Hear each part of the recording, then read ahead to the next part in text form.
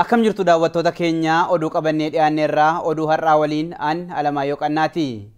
Ministeerri dhimma alaa Niizerlaand hidhaa fi ajjechaa mootummaa Itiyoophiyaatiin uummata Oromoo irratti raawwatu mormuun iyyannoo hawaasni Oromoo ji'a eebilaa darbe gaafataniif deebii kenne. Gabaasi dabalataa akka itti dhiyaata. Mormii maaster pilaanii Finfinnee barattoonni Oromoo yuunivarsiitota adda addaa keessaa baratan kaasan hordofuun tarkaanfii ajjechaa fi hidhaa mootummaa Itiyoophiyaatiin fudhatame mormuun hawaasni Oromoo biyya Niizerlaandii fi Beeljem magaalaa Deenaag keessatti hiriira bahuun mootummaa biyyattiitti iyyatanii turan. Mootummaan Niizerlaandis tibba kana hawaasa Oromootiif deebii barreeffamaan kenneen mootummaan Niizerlaandis misooma Itiyoophiyaa keessatti hojjetamuuf deeggarsa guddaa akka kennu ibsuun haala biyyattiin itti dhiyeenyaan hordofaa jiraachuu beeksise. Mootummaan Niizerlaand xalayaa kanaan dhimmoota mirga dhala namaa, guddina sirna dimokiraasii Itiyoophiyaa fi olaantummaa seeraa akkamiin raawwachaa akka jiru qorachaa jiraachuu beeksiseera. Mootummaan Niizerlaandis arjoomtoota biyyoota lixaa kabraa waliin ta'uun dhimma kanarratti akka mari'ates xalayaa hawaasa Oromootiif ergeen beeksiseera. Baatii eebelaa darbee yommuu galmeen qabiinsa mirga dhala namaa Itiyoophiyaa qoratamaa turettis hidhamuu gaazexeessitootaa fi miseensota paartilee mormitootaa seera farra shororkeessummaa biyyattii jalatti matamanii jiranii akka isa yaaddeesse beeksisee akka ture himeera. Xalayaan kun akka ibsutti mootummaan Niizerlaandis haala qabiinsa mirga dhala namaa keessumaa ukkaamsaa fi hidhaa uummata Oromoo irra gahaa jiru akka hordofuu fi mootummaa Itiyoophiyaa gocha kanarraa akka of qusatu yeroo garagaraatti hubachiisaa jira. Keeniyaa mooraa godaantotaa Dhaadhaab keessatti maanguddoon Oromoo umurii waggaa 83 qaban Obbo Guuloo Gindichaa jedhaman guyyaa kaleessaa nama hin beekamneen akka ajjeefaman jiraattonni mooraa sana keessa jiraatan Oromiyaa Miidiyaa Neetworkitti himaniiru. Usumaan Ukkumee gabaasa dabalataa qindeesseera. Jiraataan mooraa Dhaadhaab akka Oromiyaa Miidiyaa Neetworkiif himanitti Obbo Guuloo waliin waggaa 6 kan wal beekan yoo ta'an sababaa fi qaama hin beekamneen maanguddoo Oromoo halkan mana isaanii keessatti rasaasaan ajjeefamuu dubbatan. Maanguddoon dhuguma maqaan isaa Guuloo Gindicha Kateeloo jedhamu nama umuriin isaanii ganna 83ti.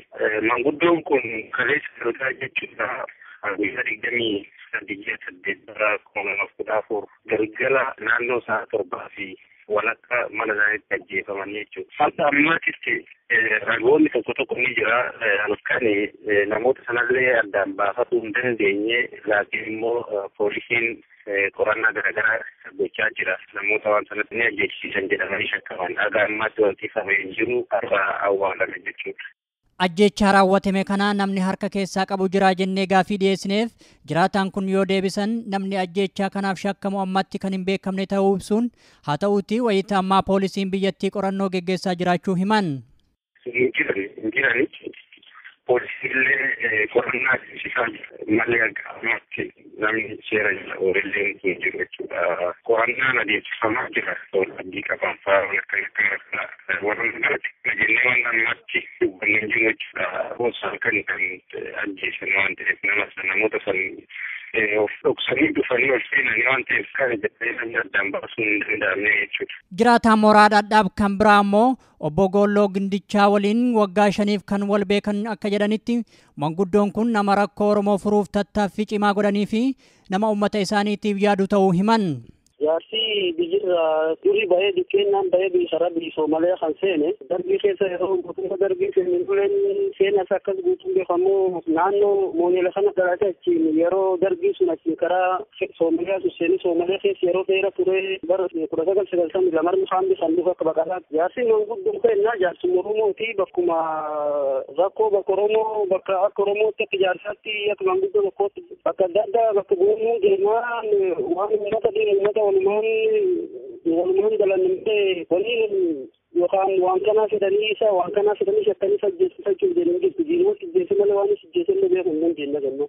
Obbo Guuloo Gindichaa godina Booranaatti kan dhalatan yoo ta'an dhiibbaa siyaasaa sirna dargiitiin uummata Oromoo irra gayaa ture mormuudhaan gara Somaaliyaatti erga godaananii booda bara 1992 Somaaliyaa irraa gara Keeniyaa mooraa godaantota Dhaadhaab deemuun isaaniin yaadatama.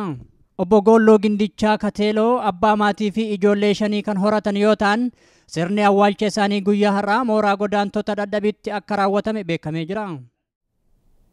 Manni murtii Zaambiyaa lammiilee Itiyoophiyaa 11 seeraan ala biyya seentan jechuun adabbii hidhaa waggaa 15tti murteessuusaa firoonni namoota kanneenii Oromiyaa Miidiyaa Neetworkitti himan. Manni murtii olaanaa biyya Zaambiyaa lammiiwwan Itoophiyaa 11 seeraan ala daangaa Taanzaaniyaa ce'uun biyya Zaambiyaa seentanittiin jedhe kanneen hidhaa waggaa 15 fi hojii humnaa cimaan adabuusaa Zaambiyaa Taayims gabaasee jira. Manni murtii kun akka beeksetti namoonni 11 yakka tiraafika ilmaan namaa keessatti hirmaachuuf waan iyyamamaniif adabbiin cimaan kun darbuu danda'eera jedhe. Akkasumas yeroo biyya Zaambiyaa seenan haala seerri biyyattii gaafatuun waajjira immigireeshinii isaaniitti dhiyaatutti ariitiin gabaasuu waan dadhabaniif adabbii salphaa adda addaatiin adabeera. Akka Zaambiyaa Taayims gabaasetti namoonni 11 kunneen osoo dhoksaan biyya Taanzaaniyaa irraa gara biyya Afrikaa kibbaatti imalaa jiranii kan qabaman yommuu ta'u buufata godaantotaa biyyattii dhokachuun akka darbuuf yaalan illee gabaasi kun beeksisee jira.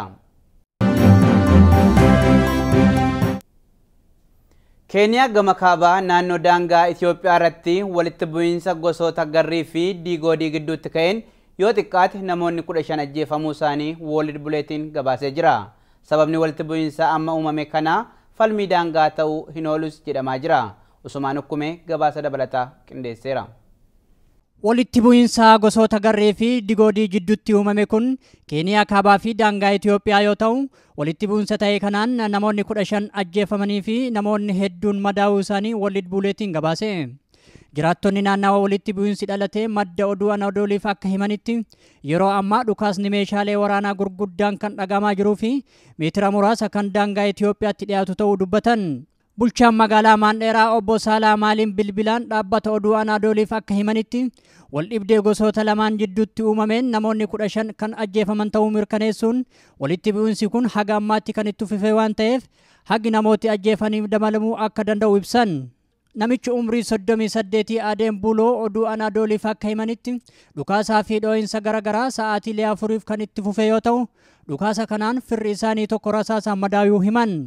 Obbo Adeem Buloo itti dabaluun walwaraansa ta'e kanaan yeroo ammaa jiraattonni qe'ee isaanii irraa godaanaa jiraachuu himan. Barreessaan waldaa fannoo diimaa Keeniyaa namoonni hedduun ajjeefamuu isaanii ibsuun kanneen madaayan ammoo fageenya kiiloomeetira 200 irratti kan argamtu mana yaalaa magaalaa Maandheeraatti waldhaanamaa jiraachuu mirkaneessan. Sababni walitti bu'iinsa kanaa waldhibdee daangaa akka ta'e World Bulletin gabaasee jira. Lammiileen Eertiraa 10 utuu gara Itoophiyaatti seenuuf jedhanii daangaa Itoophiyaa fi Eertiraa irratti hidhattoota biyyattiin akka ajjeefaman Sudaan Tiriibuun gabaase. Mootummaan Eertiraa dhimma kana ilaalchisuun hanga ammaatti ibsa kenne akka hin qabne maddi oduu kana beeksisee jira. Gabaasi dabalataa akka taanutti dhiyaata. Sudaan Tiriibuun nama ajjechaa sanarraa hafe Saamu'eel Geediyoon jedhamu waabeeffachuun akka gabaasetti lammiilee Eertiraa 18 waliin imalaa turan keessaa 10 ajjeefamuu fi 3 immoo miliqanii akka Itoophiyaa seenan arguusaa beeksiseera.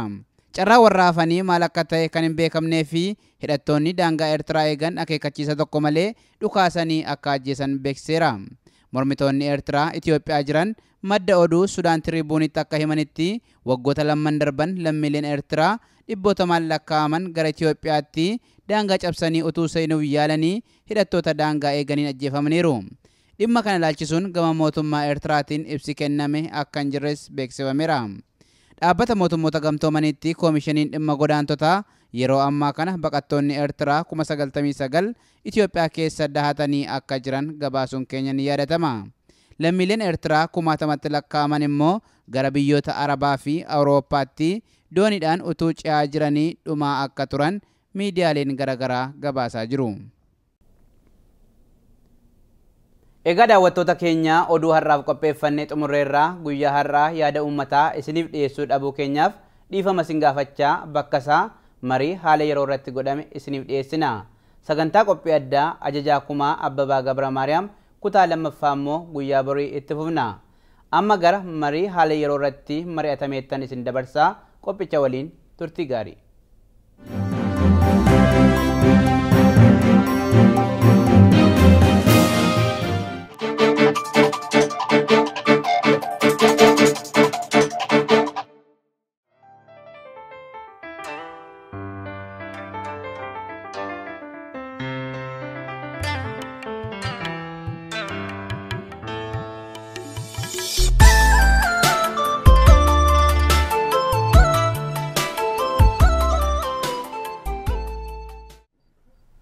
daawwattoota keenya kabajamoof jaalatamoo kun ka daawwachaa jirtan sagantaa keenya qophii addaa ka Oromiyaa Miidiyaa Neetwoorkii irra isinii darbaa jiru. Qophii kana keessatti dhimmoota leenjii addii dimokiraatawaa warraaqsaa uummattoota Itoophiyaa fi ministeerii barnootaa waliin qopheessaa jiru irratti xiyyeeffata.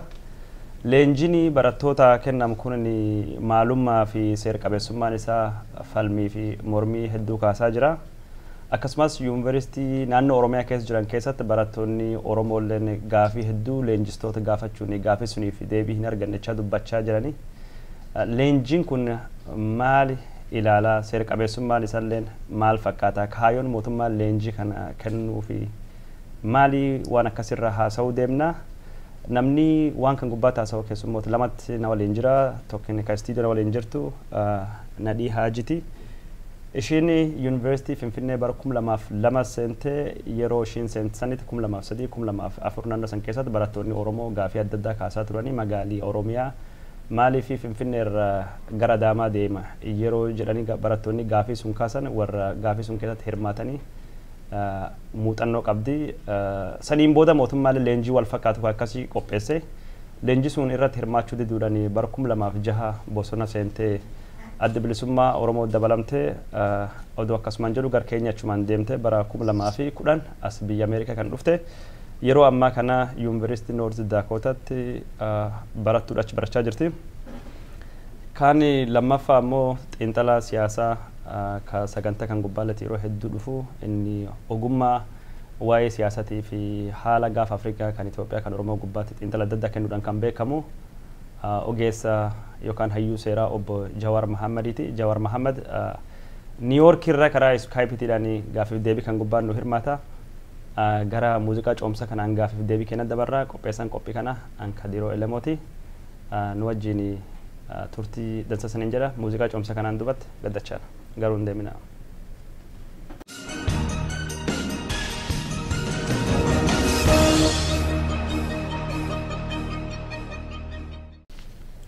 Shamarree Nadhii Haajii fi akkasumas obbo Jawar Mahammad gaafiif deebii kanaa fi waan nu argamtanii fi maqaa Oromiyaa Miidiyaa Neetwoorkiitiif akkasumas maqaa warra sagantaa kan hordofuutiin ulfaadha isiniin jedha. Seellee galatoomaa waan nusitti nu affeerteef. Mee gaafii fi deebii kana Nadhii gaafachuudhaan jalqaba. Nadhii bar keessanii bar 2003 2004 keessatti barattoonni Oromoo gaafii adda addaa kaasanii gaafii sunirra kan ka'e rakkoon barattootaa fi mootummaa gidduutti uumamtee barattoonni hedduun mana barumsaa keessallee ari'amanii gariin bosona galanii gariin biyya bahanii baqattoota waan akkasitti ture. Bar keessan gaafiin ciccimoon isin kaastan kan yeroo sanitti isin qunnamee fi leenjiin isinii kenname waa'ee maali ture?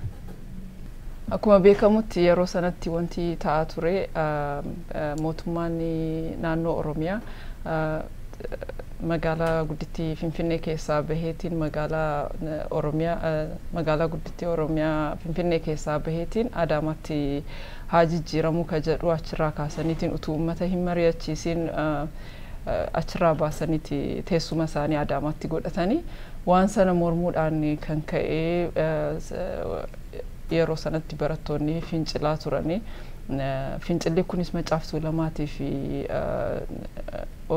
organizationii adda addaatiin kan gaggeeffamaa otoo hin ta'in kan sappoorti ta'aa ture. Wal gargaaramee hojjetamaa ture. hamma kan organized taheetiin sadarkaa guddaa hin gahini malee yeroo sanatti barattoonnis qophaa isaanii waan danda'anii hojjechuudhaaf tattaaffii guddaa godhaa turani. So sanarraan egaa kan ka'e miidhaan adda addaa barattoota keenya irrattis gahee hidhamuun dhufee mana barumsaarraa ari'amuun dhufee achi booda kan isaan erga nuti mana barumsaatti deebinee barattoota akkanatti fakkaatutti egaa yoo akkasitti itti dhiisne barataan kun nu harkaa bahuuf deemaa akka jedhu sanaanii leenjii kana qopheessanii leenjii wal fakkaataa kan amma deemaa jiru kana wajjin kan wal fakkaatu qopheessaniitiin nu yaamanii jechaadha. Mee waa'ee leenjii sanirra dubbannaa garuu yeroo barattoonni gaafii kaasan kan mootummaan tarkaanfii adda addaa fudhatee ture. Ati yeroo san keessatti sochii barattoota gaafsuu keessatti gaheen kan kee maalidha? Waan tarkaanfii mootummaan fudhatu waan garii yaadattu mee daawwattoota keenya nu yaadachiisi waa'ee yeroo sanii. Yeroo sana barataan egaa hundi keenya iyyuu akka dhuunfaatti socho'aa turre barattoonni diddaadhuma kan ta'e hiriira adda addaa qopheessuudhaan diddaa keenya agarsiisaa turre.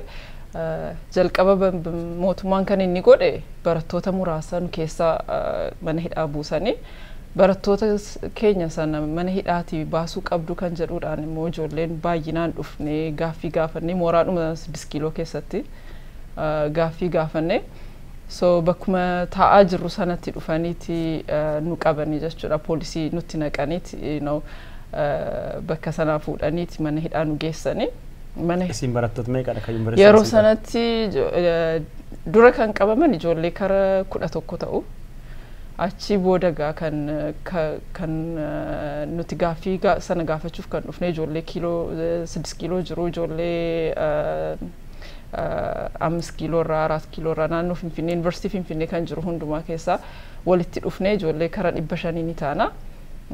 Diinii mana barumsaa sanaa gaafanne jechuudha fiduu qabdan ijoollee kana nu hiikuu qabdanii badii isaan dalaganii wanni takka illee hin jiru ka jedhuudhaani so wanni deebiin isaan nu kennanii yookaan barumsatti deebi'uu qabdanii yookaan poolisii isinitti finna waan takka illee hin goone nuti achuma taa'u turre so achi booda poolisii nutti fidanii poolisiin ka dhufu yoo makiinaa 4-5 ta'a poolisiin waraana hidhannoo guutuudhaan dhufe makiina akkamiitiin dhufan oraalii ka makiina waraana ka gurguddaa sana isaan dhufanii achi booda bakkuma teenyu sana irratti nu marsanii achumatti battalumatti ID keenya mana barumsaa nurkaa fudhatanii achi mana hidhaatti akkasitiin nu geessanii jechuudha haala mana hidhaa keessatti ammoo reebamuun ture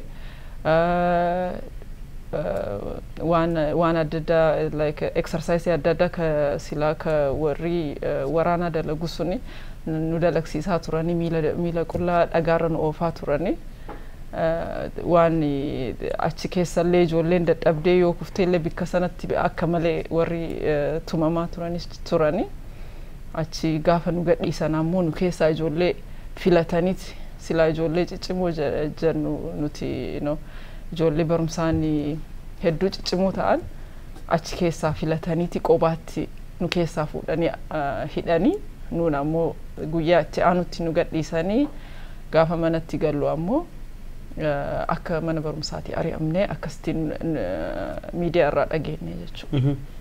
Mee ijoolleen yeroo san ijoollee 400 taatullee barumsarra ari'anii garii hidhanii ijoollee kana mootummaan wanni kun akkasitti dhiisne harka nu bahaa jedhanii leenjii qopheessadhanii leenjii san gubbaatti hirmaatte leenjii sun waan akkamii gubbaa qophaa'e maal irraa yaadatta yoo hin hirmaannellee maal fa'a leenjiin suni ani akka nama tokkotti hin hirmaanne maaliif ani tokkoffaan haala leenjiin sun itti deemu halaalumatti waan hin arkee fi walaba waan ta'ee miti siyaasa isaanii nu barsiisuuf yookaan ammoo waan isaan jedhan akka nuti dhaggeeffannuuf malee waan silaa gaaffii keenya ta'e akka isaaniif dhiyeessinu dirree walabaa ta'ee miti kan isaan nu uumani akkaataa isaan nutti himan sana akka hin taane waan muuxannoo irraan beeknuu fi an hirmaachuudhaaf achi dhaqnee Adaamaatti qopheessanii so wanni isaan yeroo sanatti ijoollee hirmaatteerra akkaan itti hubadheetti direction ma tokkoon waan deemu waan isaan jedhanii dhaggeeffata waan isaan hin feene keessaa gaaffii isaan hin feene yoo ka gaafattu yoo ta'e taargeetii si godhaniiti qobaatti si baasanii ati liidarii jeequmsaati liidarii waan barattoonni akka nagaadhaan hin barane namoota godhanii keessa jirta jedhaniiti qobaatti baasanii ijoollee akkasii filataniitiin hidhanii jechuudha. Atini waan yeroo sanitti sagantaa qophaa'isuun gubbaatti hirmaatanii fi rakkoon si qunnam jira inni ati yaadattu. Egaa dhokachuun narra ture haga walgeen sun gaggeeffamee dhumatutti ani baadiyyaatiin deemeetiin baadiyyaa keessa ture ijoolleen yeroo sanatti waan sanarratti hin hirmaatiin ammoo biyya isaanii galuu hin danda'ani. Finfinnee keessatti fira hin qabani.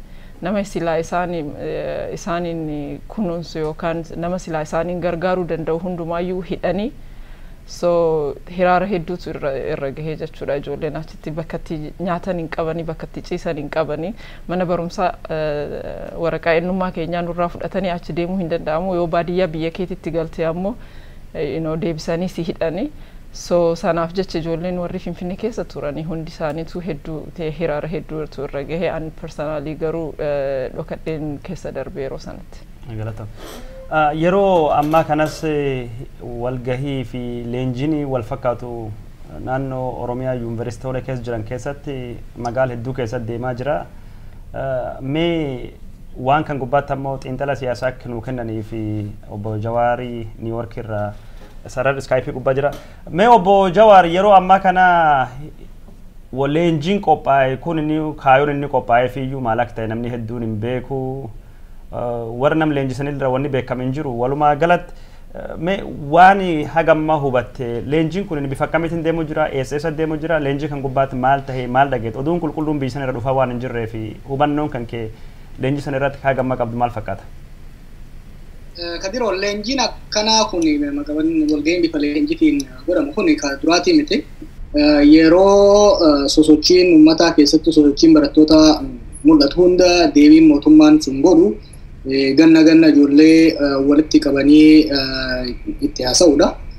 Dura kan hin arge kutaa 10 waggaan bara duratti fakkaata. Karee funadiin dubbatu sun ta'an fakkaata naannoo 2002. Yeroo sanirraa kaasee bara 2005 filannoo booda walgahii kanaatitu ture. Yeroo sochiin barattoota Oromoo jabaatu yeroo hedduu walitti qabu. San qofa osoo hin ta'in wannummaan irratti mari'atanillee wal fakkaata beekta. Amma ajandaa sadeen gurguddoo jedhanii amma dhiyeessan keessaa tokkoffaa ijaarsa dimokiraasii Itoophiyaa keessatti, lammaffaa foreign policy yookiin immoo imaammata haajaa alaa Itoophiyaa, ka sadaffaa amantii fi fincila barattoota Oromoo maama kan jedhu sadi. Ajandaa sadaffaa kana malee ajandaan duraanii gaafa kutaa uranii hin jirullee kan irratti mari'atamaa ture jechuudha.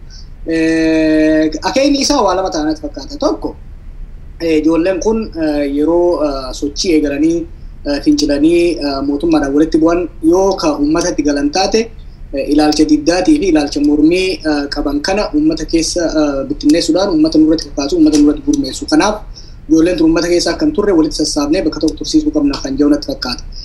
Kan lammataa immoo yoo danda'ame propagaandaa mootummaa mataa ijoolletti hiikijuudhaan hamma danda'ametti namoota ofitti as qabuudhaaf waan yaalamu natti fakkaata.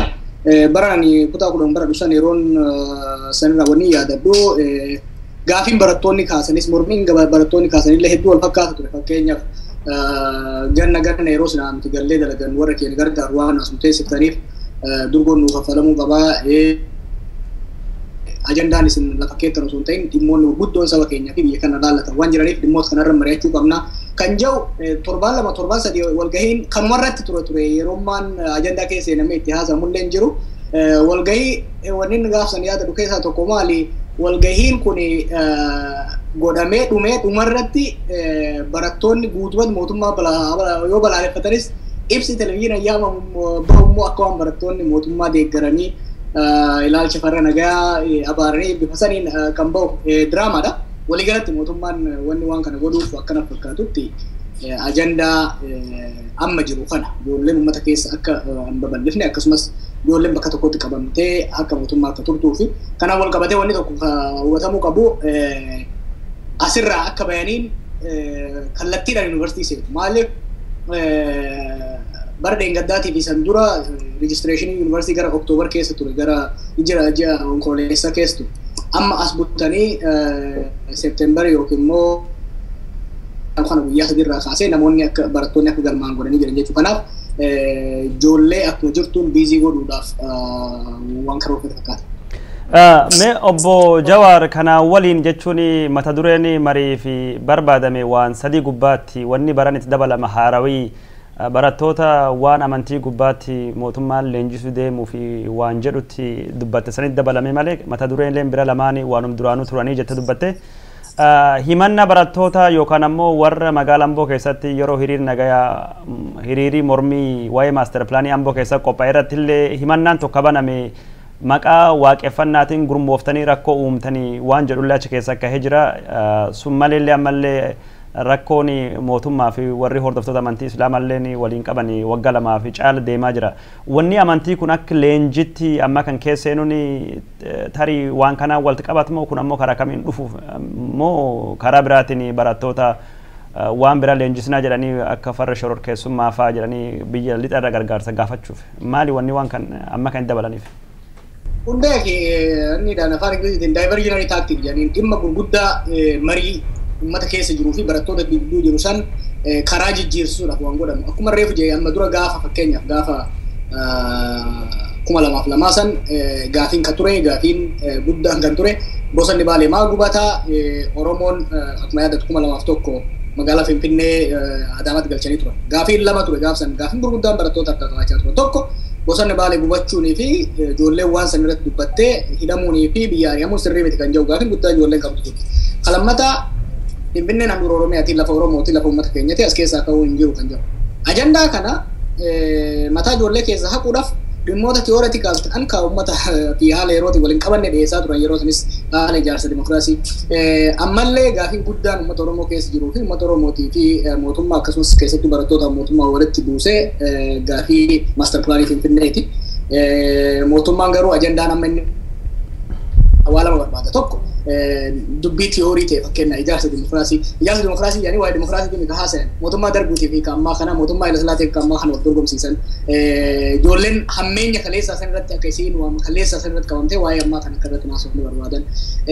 Sanuma wal qabatee immoo fakkeenyaaf amma dhimmi amantii amma isaan odeessan kunis ijoollee Oromoo sana addaan qoqqooduuf warra amma keessattuu wanni akka Irreechaa kun wanni akka sochiin eenyummaa Oromoo kaleessaa san deebi'anii rikileem gochuun kun barattoota Oromoo bifa adda addaatiin walitti qabu. Bifa kana Oromoota addaan babaasuudhaaf akka waan sochiin sabboonummaa nama godhaa jiru kun waaqeffannaa qofaan wal qabateetti gama amantiin gaggeessuu barbaada. Akkasumas walitti bu'iinsa mootummaa fi uummata amantii musliimaa jidduu yeroo waggaa 2 dabre kanaaf ture. Kanas as fidanii Oromoota jidduu dubbii amantii fidanii Oromoonni sagalee takkaan ijjannoo takkaan dhimma Finfinnee morme suni dhimma amantii irratti akka adda baba'uu barbaadanii jechuudha. Kanaaf isa diversionary tactic yaada ajandaa dhiyaate jechuudha. Mee obbo Jawaar karaa biraatiin ammoo warri gadi akka jedhanii dubbatanitti jechuun filannoon Itoophiyaa bara dhufu gaggeeffamuu deema bara 2015 filannoo jira. Kanaafuu mootummaan ammoo barattooti kun filannoo isa saniif gargaaranii yookaan ammoo yaada uummata keessa facaasanii akka mootummaan kun hin jibbamne akka godhame achitti bakka yuunivarsiitii kanatti waliif fidee yookaan ammoo filannoo dhuftu gubbaatti gargaaraniif barsiisaa jira jedhanii yuunivarsiitiin Itoophiyaa sila akka seera jechuun siyaasaa irraa walabaa fi bakki yaadii walab ta'eef bilis taheen barataan tokko yaadee qorannoo isaa qoratee bakka heegar hojiitti bobba'u malee bakki siyaasa ta'uu hin qabu waan jedhamee dubbatamu jira. Ilaalcha paartii tokko ka paartii biyyi bulchuutiin barattoota G2 fi G3 sila yeroo warri maatii isaanii uf gargaaranii yaada barattoota mataa isaanii hidhanii akkasitti leenjisuun kun dhiibbaa akkamii qabaachuu danda'a? Kun ammoo akka nama siyaasa tokkotti akkamiin ilaalta? Akka ogeessa siyaasa tokkotti. Dubbiin amma jiru kun filannoodhaan wal qabata jechuutti qorama rakkisa maaliif haga fedhallee doofaa ta'u mootummaan sun ijoollee keessattuu ijoollee Oromoo amansiisee cinaa hiriirsee filannoo irratti uummata Oromoo akka naa filan hin bobbaase jedhee namanu kanan godhulle ijoollee Oromoo amanee barattoota Oromoo amanee uummata Oromoo keessa dhaqaatii paartii kana naa filaa jettee ijoollee tana amanellee hin godhu maaliif yoo akkas godhee ijoollee tana Oromoo uummata keessa erge akka uummata isarratti kakaasuu ta'an sirriitti wal beeku barattoonni Oromootiin mootummaan kun eega mootummaan kun aangoo qabatee humni guddaan mootummaa kana rakkisaa ture barattoota Oromooti. Kana waan beekuuf garasitti waan sirriitti hin fakkaatu. Wanni amma inumaa'u the opposite amma wanni mootummaan godhaa jiru ijoolleen tun uummata keessa turtee uummata dadhabsiistee gaafa filannoo saniitii fi sanii asiif san boodallee uummanni kun harka mootummaatii baafatee mootummaa irratti akka hin fincilu narratti hojjetanii isaan kana akkan hojjenne yeroon isaan maatii isaaniitii fi qe'ee isaaniitti dabarsan sun gabaabachuu qaba kan jedhu irratti kan hojjetaa jiran. Gama seeraatiin hoggaa laaltu wanni ajaa'ibaa waltajjiin kun mariin kun ministeera barnootaatiin godhama. Wanni kun waan barnootaan wal qabatu hin jiru. Barataan fiiziksii, barataan haakimummaa maali wanni kanarraa argatu. Kaarikulamii keessa waan jiru miti jechuudha. Kaarikulamii keessa hin jiru. Ministeerri barnootaa seeraan gulantaa itti kennameef qaba. Gulantaa sanii ala kan hojjetaa jiru. Gama seeraatiin waan mara bakka qabullee miti. San ijoolleen hedduu nama asirratti ol geettu tertiary education jechuun ijoollee yuunivarsiitii keessaa baate dhimma kanarratti leenjiin akkanaa kun silaa kan kennamuu qabu miseensota paartii siyaasaati. Miseensonni paartii siyaasaa ejjennoo mootummaa ejjennoo paartii sanii akka beekan barnoonni akkanaa kun kennamuu danda'a. By the way barnoonni amma barattootaa kennamu kun barnootuma miseensota ihaadeegiif kennamu jechuudha. Barnootuma miseensota OPDOtiif kennamu kan amma kennamaa jiru kun daangaa muree kan bahee fi kan sirnaan ala ta'e jechuudha. Galatoma Obbo Jawaar mee amma gara shamarree Nadhii Haajii deebina. Am yeroo ammaa kana sagantaan amma qophaawaa kun jiru kun gaafii barattoonni Oromoo maaster pilaanii Finfinneetiin walitti kaasan kana kararra gorsuu fi barattoonni akka hawaasa isaanii keessa gabbu'anii yaada kana uummataan hin dhaqqabne godhuu fi waan jedhu Obbo Jawaar kaase yeroo keessanii mee waan mootummaan isiniif fidisuun keessa gaafiin guguddoon yeroo leenjii san kaate ka barattoonni mootummaa gaafachaa turanii maali muuxannoo keessan isaan irra barattoonni amma maal barachuu danda'an? Wanti irraanfatamuu hin qabne tokko maalinni barattoonni yeroo akkasitti walitti qabamanii jiran kanatti wanti miidiyaa irratti darbuu fi wanti barattoonni jedhan totally adda adda jechuudha. Wanti mootummaan miidiyaa isaa gargaaramee waan himu jechuudha. Nuti rakkinni waa'ee Finfinnee otoo ka'eetiin nuti mana barumsaati utuun ari'amin dura walgahii nuti waan sana mormuudhaaf qopheeffanne irratti miidiyaan isaanii dhufeetiin murtii kana barattoonni yuunivarsiitii Oromoo deeggaranii jiranii jedhanii miidiyaa isaaniitti waan dabarsaniitu jira jechuudha. So amma walgahii kana yeroo gaggeessanitti isaan gaaffii namni gaaffii ciccimaa kaasu suni nama liidarii ta'uu danda'u waan argitee akkaataa isaan namatti nama sirriitti haasa'uu danda'u yookaan ammoo nama isaaniin chaalenji godhu keessaa itti filataniiti baasaniiti addatti hidhaadhaa fi dararaa fi karaa itti ofii isaaniitti aanjeeffatan malee akka waan barattoota sanaatiif deebii waan ta'uu natti hin fakkaatu. Gaaffii barattoonni kaasaniifis deebii ni ta'a jedheetiin hin yaadu. Barattoonni amma muuxannoo keenyarraa waan isaan barachuu danda'anii jettee na gaafattee jirta. Wanni suni tokkoffaan hanga danda'ametti mootummaan kun ikonomikaalillee rakkina nuti qabnu gargaarameetiin maallaqa akkasii isinii kenninaa yookaan ammoo yeroo eebbifamtanitti hojii akkasii irratti sirramannaa kan jedhuudhaan gowwomseetiin ijoollee gargar qooduu ni danda'a. Sanarraa of eeguu wanni jalqabaan sanarraa of eeguudha. Rakkina ikonomii barattoonni ni qabanii akkuma biyyaatittuu namni martinuu rakkina maallaqaa ni qaba. Karaa itti sila nama gowwoomsuu danda'an itti yeroo kennallee walgahii sanarraa karaa itti barattoota keessa seenanitti tokkoffaan sana ture jechuudha. Maallaqa akkasii isinii kennina yeroo achi deemtan rakkoon tokko isinirra hin gahu ka jedhuudhaan jechuudha. Yoo hin dandeenya ammoo humnaanuu sodaachisanii yookaan mana hidhaa buutanii yookaan warra keessan akkas goonaa ka jedhuudhaan ijoollee ofii isaaniitii akka walirratti duulan gochuu ni danda'anii waan sanarraa cimsanii of eeggachuu danda'uu qabu. Akkuma sanaan immoo hiree kana gargaaramanii walii isaaniitii walitti mari'achuu danda'uu qabu. Yoo ejjennoo tokko barataan tokko ejjennoo tokko yookaan gaaffii tokko gaafate akka gaaffii barattoota hundumaatitti ta'etti gaaffii sana protect gochuu danda'uu qabu. Malee namni tokko qobaa isaa dhaabbateetiin akka inni miidhamu gochuun irra hin jiru jechuudha.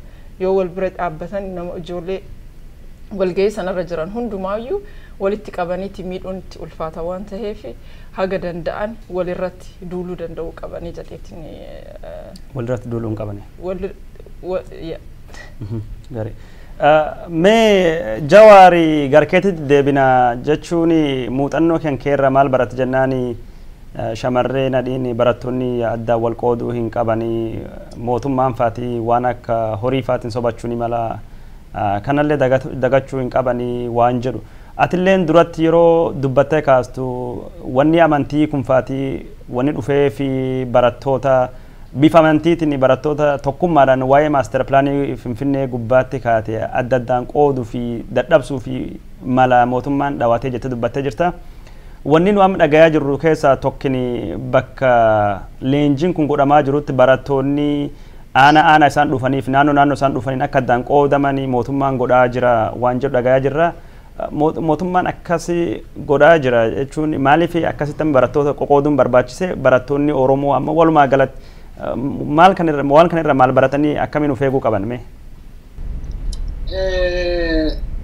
Egaa wanni tokko waan amma reefu wanna dhiibdu hedduu barbaachisaa kunis maali waltajjiilee akkanaa kanarratti yeroo adda addaatti waltajjiilee akkanaa barattoota qopheessanitti barattoota san keessaa warra ciccimoo ta'an warra ejjennoo jajjabaa qaban warra mootummaa irratti qeeqa godhan warra hoggana ta'uu danda'an adda baafachuudhaaf yeroo baay'ee itti fayyadaman.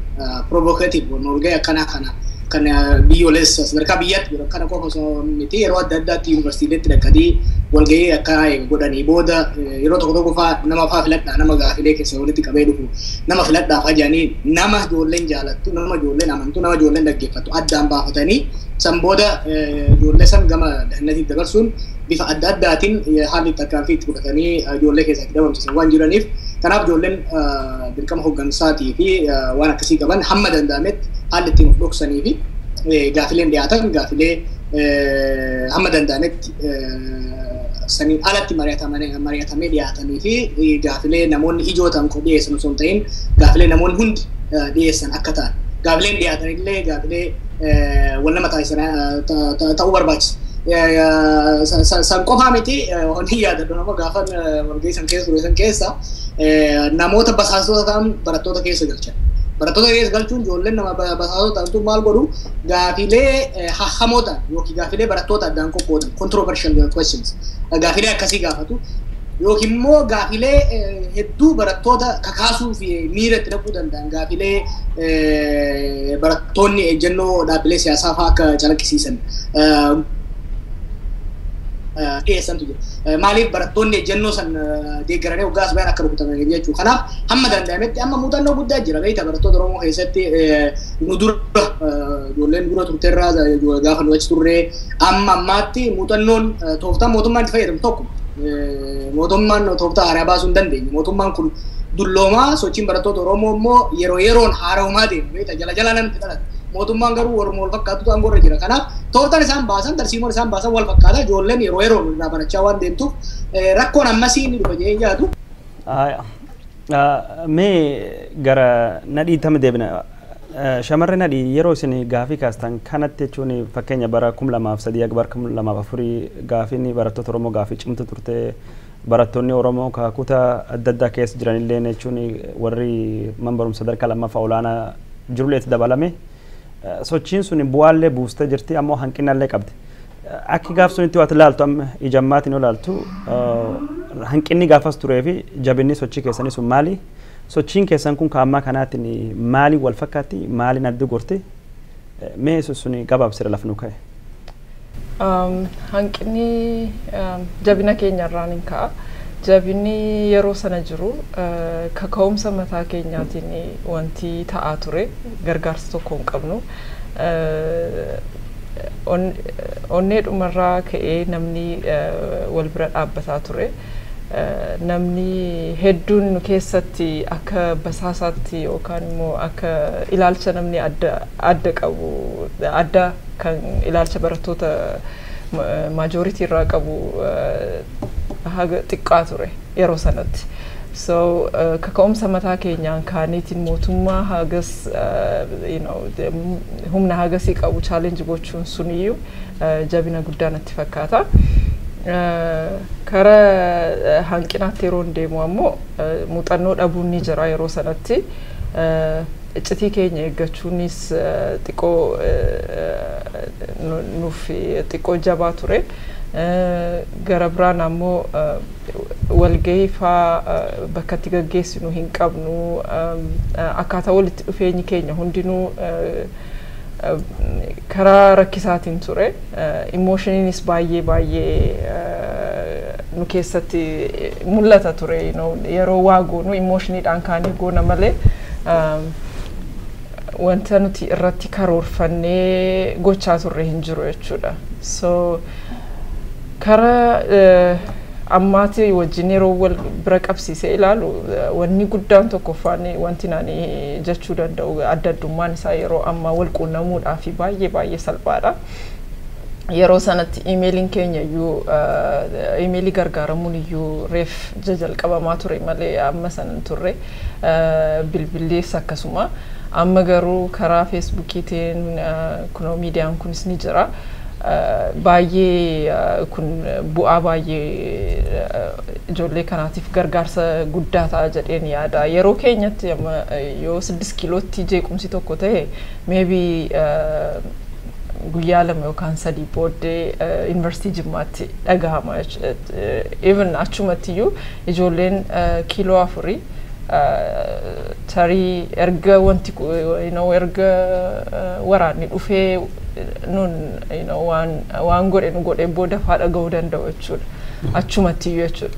Garuu ammatti wal quunnamtiin kun baay'ee salphateera waan ta'eef I think advantagein isaan guddaa qaban sana jedhee yaada. Gara biraadhaan immoo uummanni yeroo sanatti immoo barataa irratti focus kan ta'e ture. Sochiin barataa salphaadha jechuudhaaf tun ta'ini yeroo sanatti kan sochii kana gaggeessaa ture barattootuma qofa ture. Amma immoo uummata diasporaa kanas ilaalaa jirra. Uummata biyya keessa jirus immoo ijoollee keenyatti akkasitiin callisnee hin teenyu jechaa jira.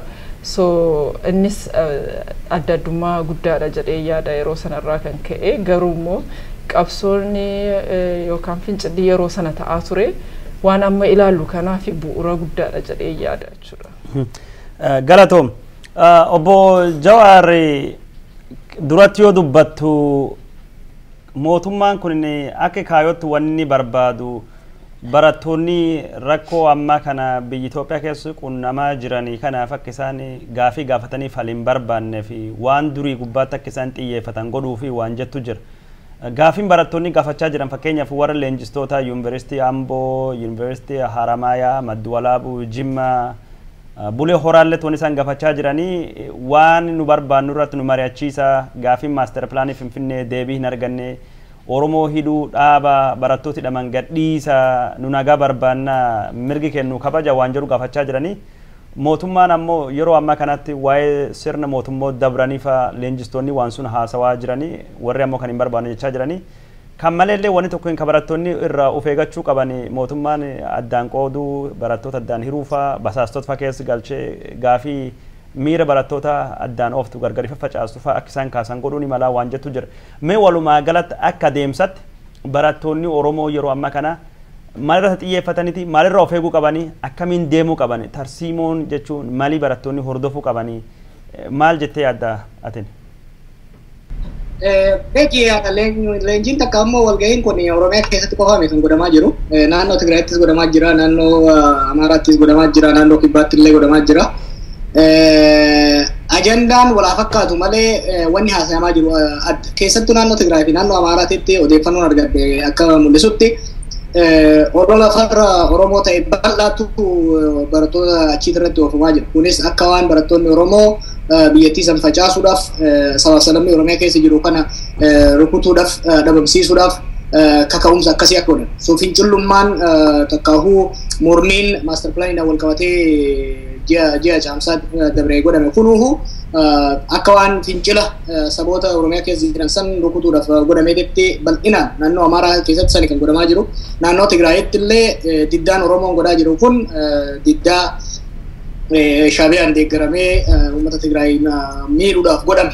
Akkasitti kan laalaa jiramu. Kana beekuudhaan barattoonni Oromoo gaafiilee fi yaadota kennan of eeggannoodhaan godhuu qabu. Maaliif kun mootummaa hamtuudha mootummaan kun. Kanaaf waan ijoolleen jettu kana waraabanii uummata biraatitti agarsiisuudhaan fiilmii dharaa irratti hojjetanii uummata biraatii fi uummata Oromoo jidduutti walitti bu'insa uumuudhaaf yaalii guddaa godhan. Akkuma agartan fakkeenyaaf yeroo sochii naannoo Ambootti turee fi kan Asallaatti ture fiilmii adda addaa godhuudhaan akka waan Oromoon saba biraati irratti ka'aa jirutti uummata kaan baareessuudhaaf sodaachisuudhaaf sochii adda addaa godhan. Kanaaf barattoonni gaafiilee isaanii of eeggannoo dandeessuu qabanii gaafiileen isaan eeggaman gaafiilee seera keessatti hammataman gaafiilee saba biraa hin tuqne dantaa uummata Oromoo qofa calaqqisiisan irratti fuulleffatanii deemuu qaban.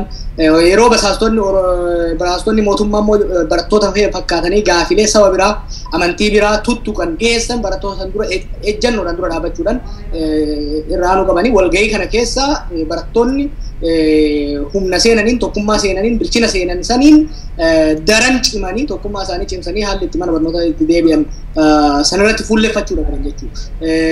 Walgahii kanarratti dabballoota kanaan mataa wal dhukkubsuu fi waan biraa keessa seenuu qofa irratti fuulleffachuu osoo hin ta'in hamma danda'ametti walgahiin kun akka mootummaaf dabballoonni isaa yaadanitti ka ijoollee Oromoo addaan diigu hamilee bittinneessu ilaalcha isaanii gargar facaasu osoo hin taane orang tokko ta'anii Oromummaa fi irratti cimanii akka baadhattoota dantaa saba kanaa gara fuulduraa isaanii jechuudha.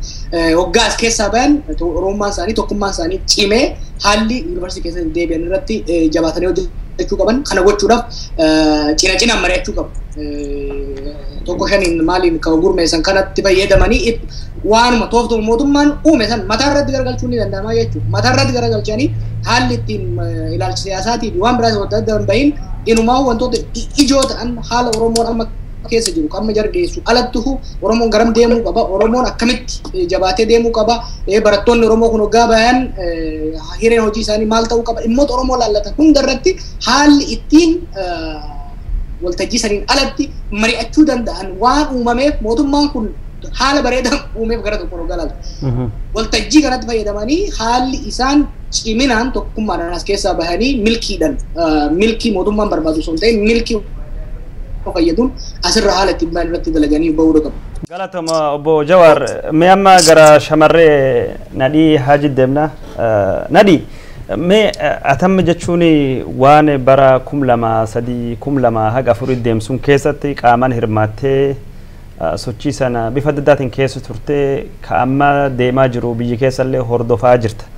Walumaa galatti sochii kan ilaalchise barattoota Oromootiif hawaasa bal'aa Oromootiif maal dhaamuu fakkaata? Sila adeemsi waan kana odoo akkam ta'e gaarii tahaa jette mee waan dhaamattu qabatte gaggabaabsinu dubbadha.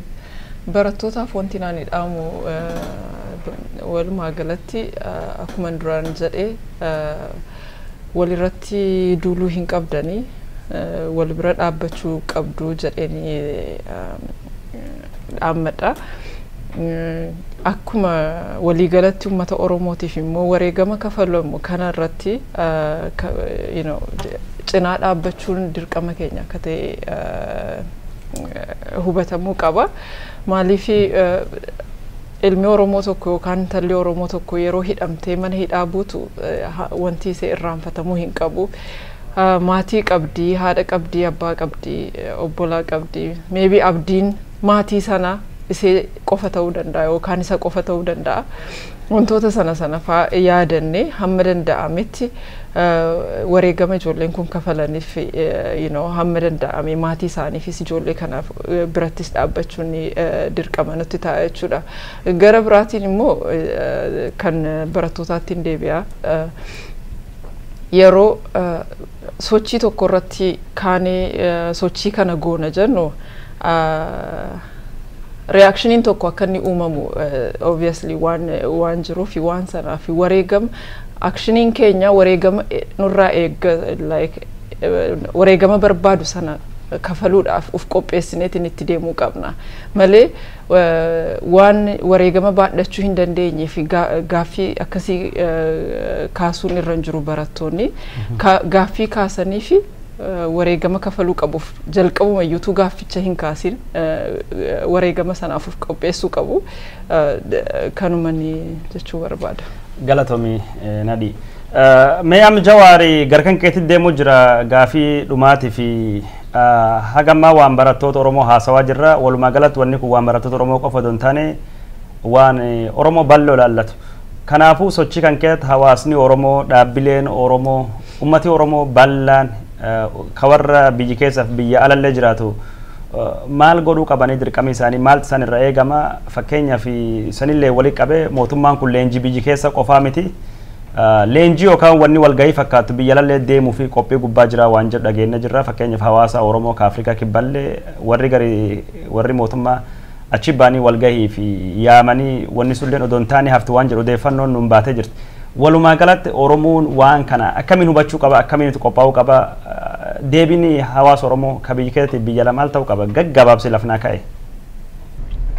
Akkuma jette yeroo ammaatti mootummaan duula kan godhaa jiru uummata biyyaa qofa irratti osoo hin ta'in biyya alaatti illeedha. Biyya alaatti qophii ministeera hajaa alaa keessatti damee diyaasporaa laallatu jira. Sanirra deengadda ambaasaddaroota biyyoota alaa jiran hunda biyyatti yaamanii turani. Maqaan itti yaamaman biyya alaatti turizimii Itoophiyaa kan akkamitti promoot godha kan jedhu haa ta'u garuu wanni irratti mari'atame understanding the diaspora kanas akkamitti hubanna kan jedhu bifa haaraan yoo yaadatte bara 2006 booda duula bal'aa irra caalatti ittiin milkaa'an bal'aa godhan diaspora kanatti tooftaan uummata Oromoo keessattuu uummata Oromoo irratti fayyadaman maal ture tokko haala faca'ina qabsoo Oromoo keessa jiru kanatti fayyadamuun daran san ammeessuudhaan namoonni abdii kutatanii haalli gara biyyaatti hawwataman jechuunis lafni Oromoodhaa isiniif kennaa yeroo laaftutti duroomtanii aangoo siyaasaa isinii kennan jedhanii namoota hedduu haalli asirraa ittiin sossobatanii Oromoo keessattuu namoota Oromoo keessatti beekamoo ta'an haalli itti maqaan isaanii itti xuraa'ee Oromoo keessa itti baasan irratti baay'ee dalagaa turan jechuudha. San qofaa miti. Dabballoonni opiidiyoodhaa yeroo san isaan asitti ergan Oromoo as dhufe kana naannawaan gosa gosaan amantiin qoodanii akka gurmeessan duula bal'aa irratti hojjetan jechuudha. Ammallee ajandaa biyyatti dhiibaa jiran kana keessattuu ajandaa dhimma amantiin wal qabatee dhiibaa jiran kana biyya alaa kanatti illee dhiibuudhaaf sochii bal'aa godhaa akka jiran. Ajandaa naannummaadhaa kana uummata Oromoo keessatti as dhiibuudhaaf sochii bal'aa akka godhaa jiran ni hubanna jechuudha. Akkuma biyyatti illee barattoota irratti yaalaa jiran akkasumas opiidiyoo keessattis walgeelee hoggansa opiidiyoo keessattii fi damee nageenya opiidiyoo keessatti leenjilee torbaannan dabre kana baatii dabre kana keessa godhan keessatti dhimmi amantii akka ajandaa guddaatti ol kaasaniiti kan deemaa jiran jechuudha. Beek mallas osoo hin du'in yaaliin guddaan inni godhee Oromiyaa keessatti humni shoror keessaa tokko akka uumamu haala mijeessuutu. Haala san tarkaanfii abshaalummaa fudhatameen haalli sun akka jala fashalu godhamee jira jechuudha. Ammas bifa haaraan immoo keebaafachuudhaaf tarsiimoo diinaa beekuun hedduu barbaachisaadha. Dhugaa. Tarsiimoon Oromoon kanarratti aanuu qabu gaafilee gurguddoo gaafilee biyyaa gaafilee dantaa Oromoodha. Jira fakkeenyaaf gaafileen Finfinneedhaan wal qabatan gaafileen mirga abbaa biyyummaatii fi mirga bulchuu Oromoodha kan Oromoo hunda ol taasisanii fi gaafilee mootummaan sun deebisuu hin dandeenya waan ta'aniif gaafilee san irratti cichuudhaan gaafileen sun warri biyya keessa jiru warri gama nagaatiin qabsaa'u gaafilee san madraka argamatanitti hiree argatanitti uummata gurmeessuudhaan gaafileen sun dhimma siyaasaa biyyattii san keessatti haala kanaan akka tufan irratti dalaguu barbaachisaa.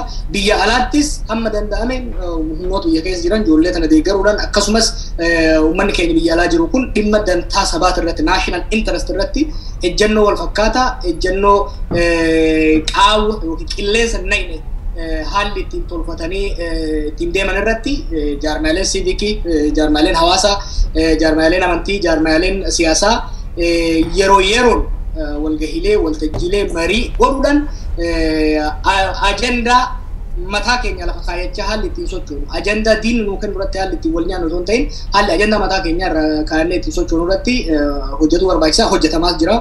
Biyya alaatti yeroo ammaatti qaawwi laaftutti mootummaa sun ittiin seenu akka hin jirre ni beekama ammallee qaawwan akka hin uumamne kanaan irratti dalaguu barbaachisa. Hayyee obbo Jawaar Mahammad Skypeedhaan magaalaa New York irra akkasumas shamarree Nadhii Haajii asistiidoon na waliin isin lachuu dhuftanii gaafii fi deebii na waliin gootanii fi hedduu galatoomaa isiniin jedha maqaa daawwattoota keenyatiif akkasumas maqaa Oromiyaa Miidiyaa Neetwoorkitiin yeroo biraallee sagantaa biraa irratti wal arginee akka mari'annu abdadha. أما في هدول فادا سنين جدا خديرو أتلين قلتو أيه غاري daawwattoota keenya jaalatamoo fi kabajamoo bakka jirtan cufattu warri sagantaa kan nu hordoftan waan daawwattanii fi hedduu ulfaadhaa galatoomaa isiniin jenna. Sagantaa kana gaafiif deebii obbo Jawaar Mahammad xiinxalaa siyaasatii fi akkasumas shamarree Nadhii Haajii waliin goone kaardha sunuma waa'ee leenjii naannoo Oromiyaa kennamaa jiru barattoota gubbaatti waan hedduu akka irraa hubattanii abdii kenna. Sagantaa kana wal fakkaatan kabiraallee qabanna akka isin dhiyaannu asumaanuu waada seenna waan nu hordoftaniif ulfaadha. Kan nagaatti isiniin jedhu an Kadiiroo Elemooti sagantaa biraatiin agoolee dachaanutti nagaatti.